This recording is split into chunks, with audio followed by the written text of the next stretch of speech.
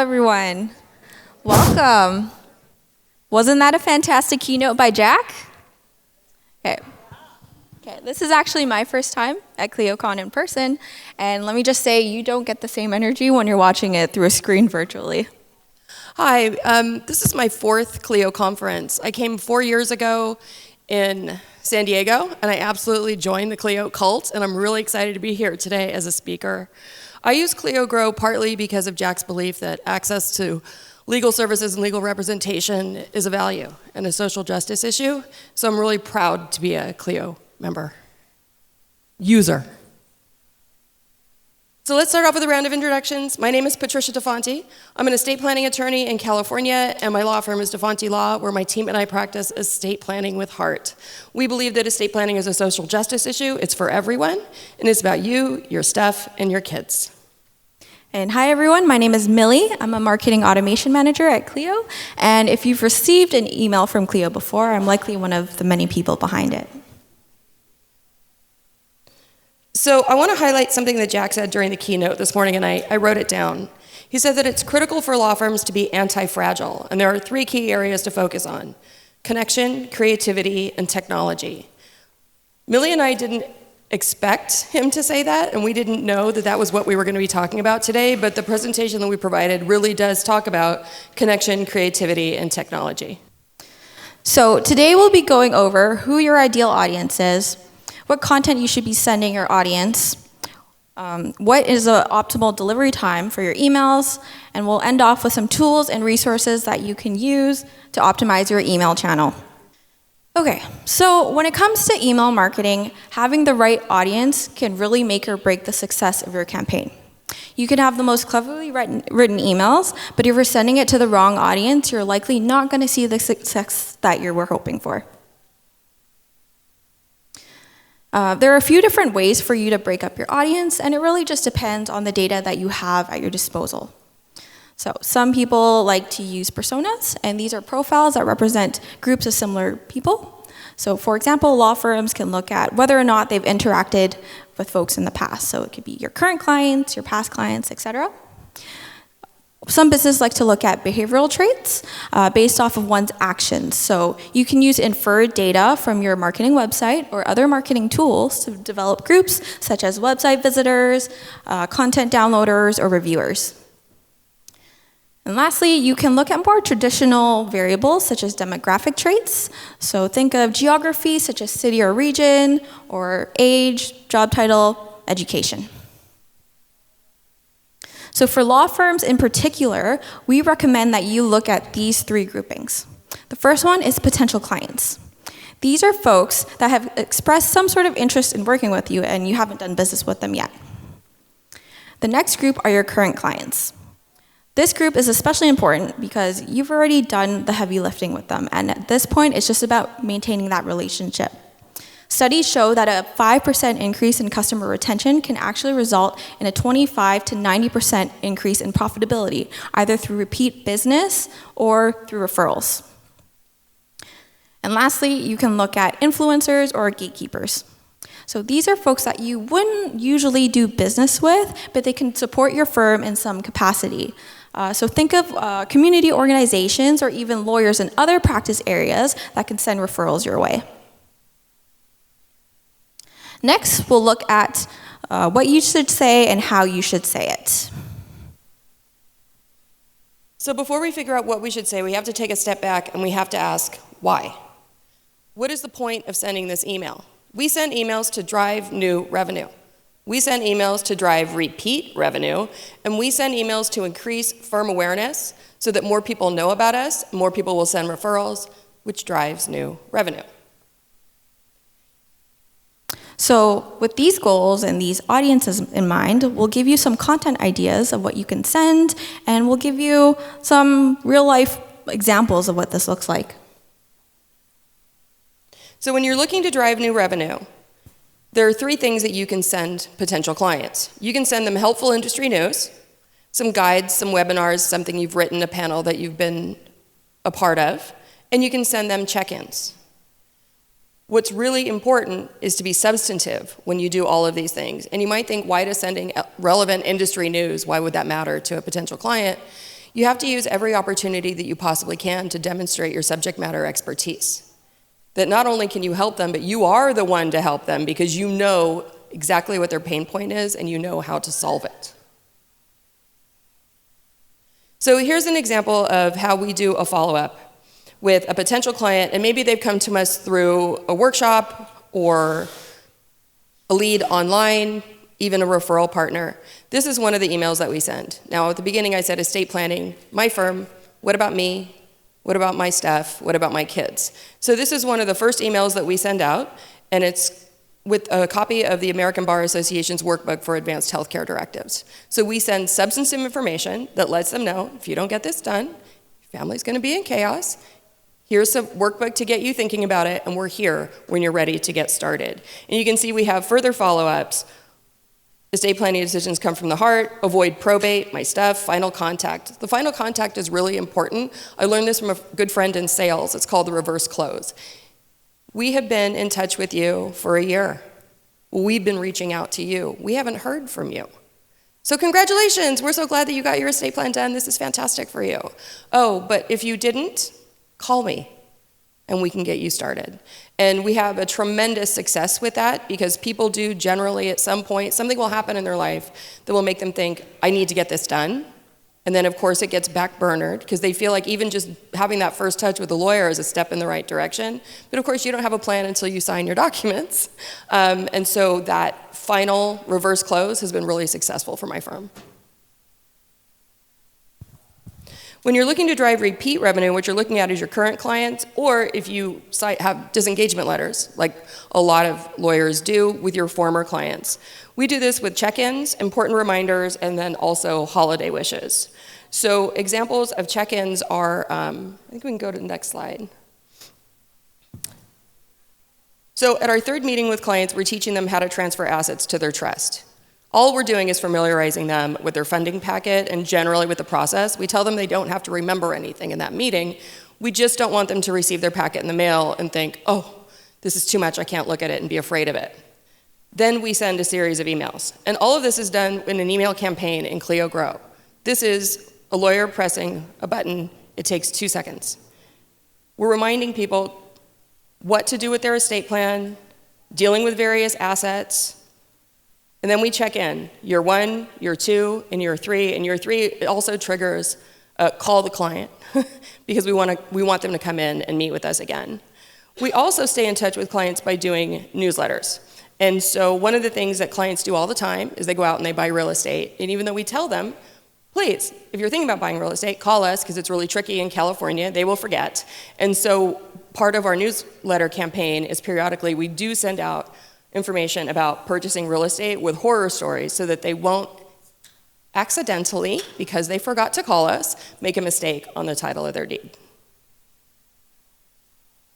The third reason is increasing firm awareness. So think about your influencers, your gatekeepers, the people at the top of that sales funnel, all of your professional network, all of your friends on LinkedIn, all of your friends here at Clio, all of your friends at your local bar association. All of those people are people who might be able to send you a referral. My firm uses Clio Grow to maintain these contacts and to stay in light touch. So here's a copy of, or an example of our newsletter that faces our referral partners. And so what we like to do is provide some information that is interdisciplinary, that provides substance so that they can say, oh, well, how does that apply to my practice? Or I never thought an estate planner would be looking at what I do through that lens, and that spurs conversation, and then also an additional level of trust. Here we also have our latest recording, so I was on somebody's TV show, that was really fun. And then a new thing that we've started doing, which is not here, is we're showing gratitude in our newsletters. And so if somebody sends us a referral, we are highlighting them, providing a link to their LinkedIn or to their website, and thanking them very, very publicly for supporting our firm and for believing in the way that we practice estate planning. This is an example of an email that we send to financial advisors. Anytime a client comes to us with a financial advisor, or if we're meeting someone new, maybe I've met them through a networking event or on LinkedIn, or here maybe you might meet some, we send them a letter letting them know how my firm works with financial advisors, how we support them in their role with their client as the band leader and the quarterback. And then we talk about common issues. We also will later invite them to the final meeting so that they feel very much part of the community and we all make the circle stronger, and this leads to great referrals and great personal connection. Cool, so there you have it, content ideas for your 3 important groups. But now you're probably wondering, what exactly do I say in these emails? And I see people taking pictures, so I'll leave this up a little bit. And I'll also note that these slides are going to be available on the Clio app, so you can download them later as well. So don't feel rushed to take your notes. So writing email copy that's engaging and relevant, it's not easy. Luckily, there are some guiding principles to keep in mind. So we'll look at subject line and preview text, because these are the first things that your reader will see and influence whether or not someone opens your email. But I also want to shed some light on another component that's often overlooked, and that is actually your sender name. So let me paint an example for you. Say in 2 weeks' time, I send you an email and the sender name is Millie Sui. That's my name if you didn't remember it. But in 2 weeks' time, you might not remember my name is Millie Sui, right? So instead, say I send you an email that says Millie from Clio.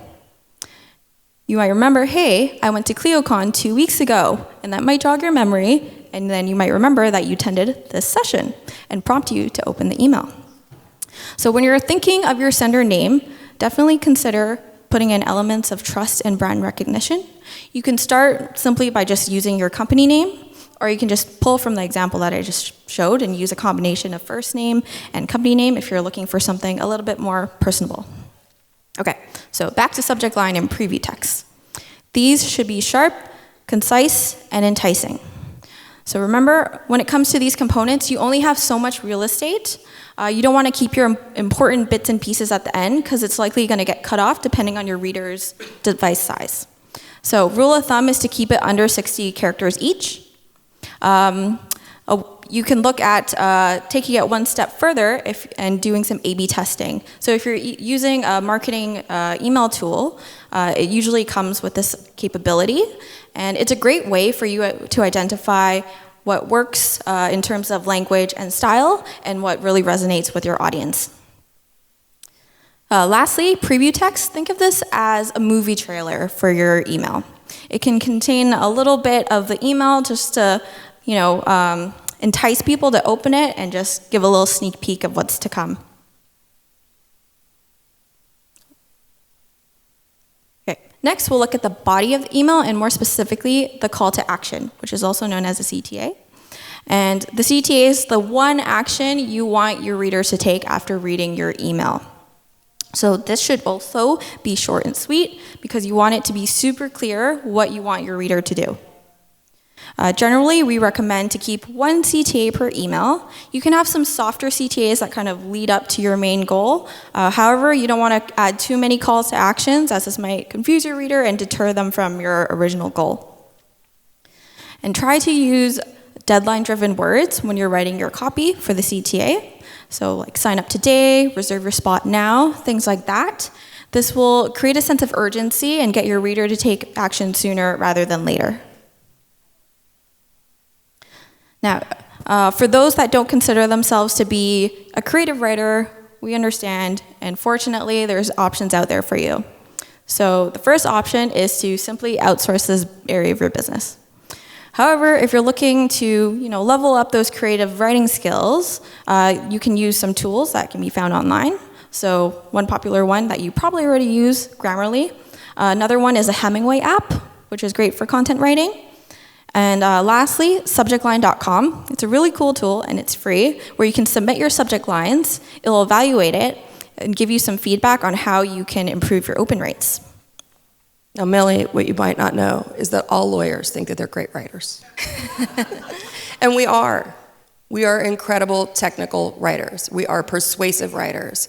We are concise. We can say a lot of things really well for a long time. What we are not really good at is sales writing and marketing writing. Here's what I did, and here's what I recommend. I locked myself in a hotel room with a legal pad and a bunch of pencils. And I thought about the way I talk about my practice area. Not every estate planner says estate planning is about 3 things, et cetera, but I do. That's how I distill my practice area for lay people. So that's where I started, and I thought about, this is my message. Who do I need to send it to? And I made lists, and I made outlines, outlines, outlines. And I know all you lawyers love outlines, outlines, outlines, right? Persuasive, fun, outlines. Then I handed it over to a copy editor. I swear, some things in my outline just said, please hire me, please pay me.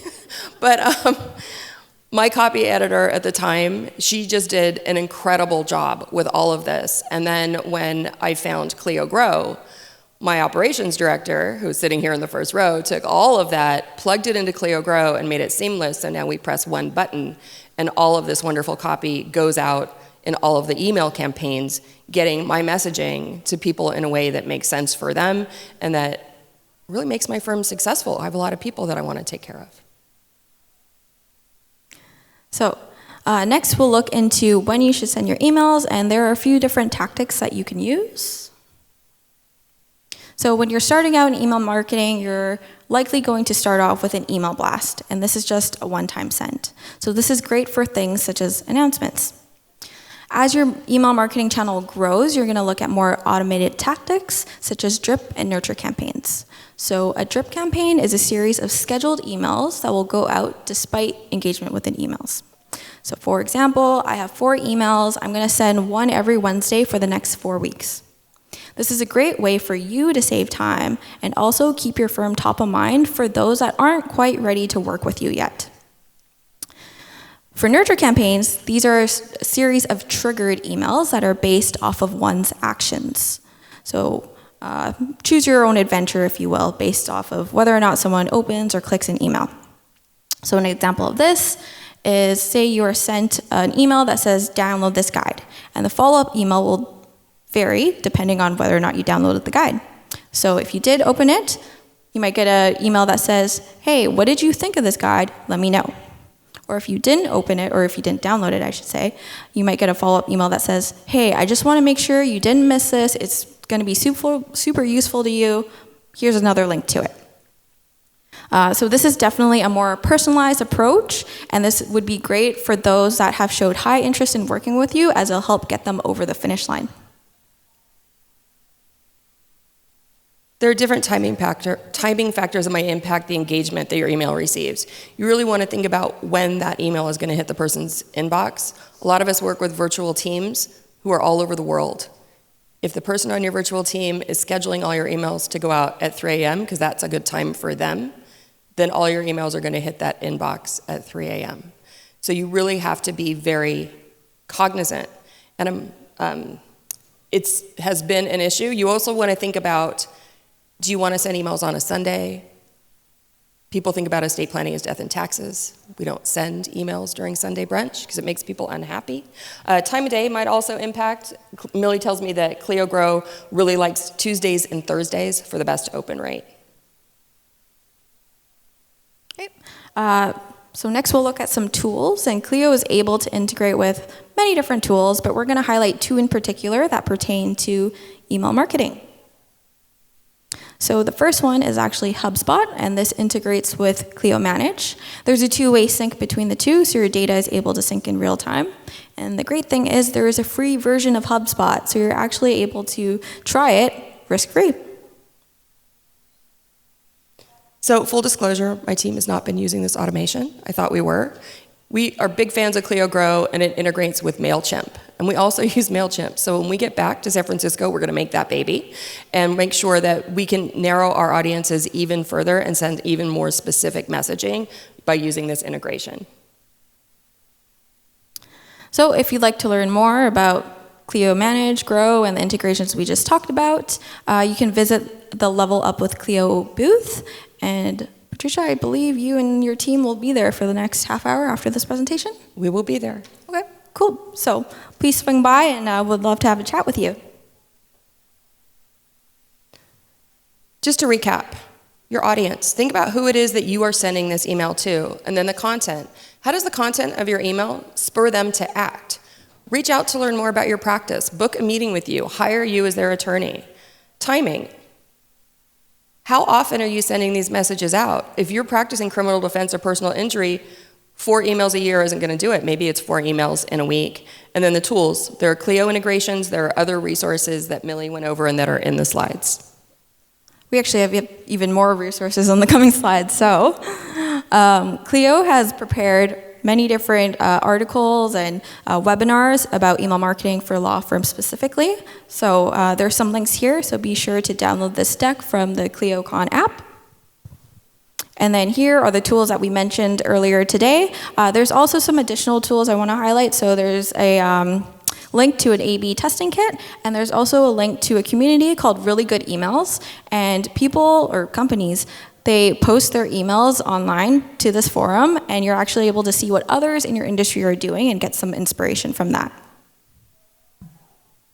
Thanks so much for joining us today.